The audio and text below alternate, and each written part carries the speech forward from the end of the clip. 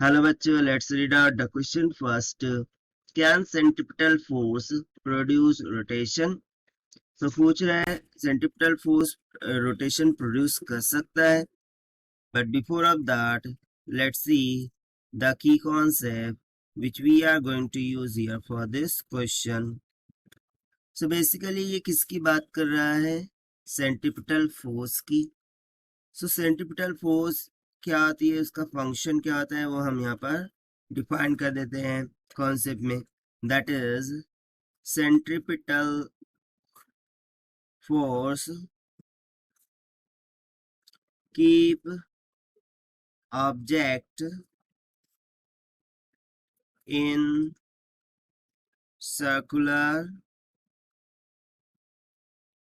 Motion. यानी कि किसी भी ऑब्जेक्ट को सर्कुलर मोशन में रखने के लिए सेंट्रिपिटल फोर्स रिक्वायर्ड होती है।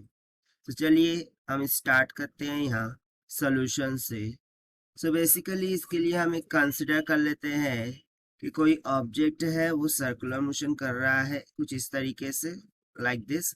इसको मैं मान लिया ये कोई ऑब्जेक्ट है, ठीक है। अब वो इस तरीके से सर्कुलर मोशन कर रहा है। सो बेसिकली सेंट्रिपिटल फोर्स क्या करता है, ये ऑब्जेक्ट पे toward the centre of the circle exert होता है, एक्ट होता है, और इस ऑब्जेक्ट को टूवर्ड द सेंटर रखते हुए सर्कुलर मोशन कराता है। सो बेसिकली सेंट्रिपिटल फोर्स किसी भी ऑब्जेक्ट को रोटेट नहीं कराता, वो सिर्फ और सिर्फ उसको सर्कुलर मोशन में बांध कर रखता है, ठीक है। बट यहाँ पर क्या पूछ रहे हैं कि क्या सेंट्रिपिटल फोर्स किसी ऑब्जेक्ट को रोटेट करा सकता है? तो इसका सिंपल सा आंसर हो जाएगा नो, क्योंकि रोटेट कराने के लिए क्या रिक्वायर्ड होता है? टॉर्क। तो यहाँ से हम एक सेंटेंस भी लिख सकते हैं कि जो टॉर्क होता है वो प्रोवाइड करता है rotation. Torque provides rotation to any object,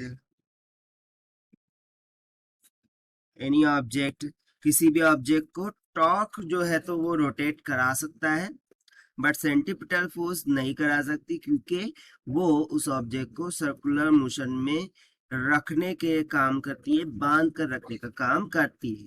तो यहाँ से सिंपली हम आंसर क्या लिख सकते हैं इसका?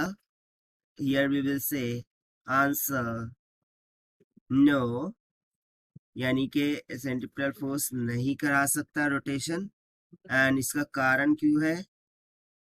That is centripetal force keep body or keep object along the circular path, along the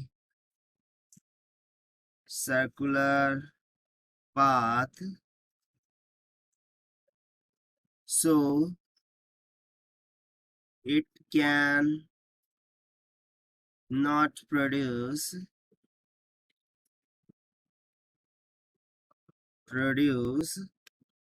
rotation.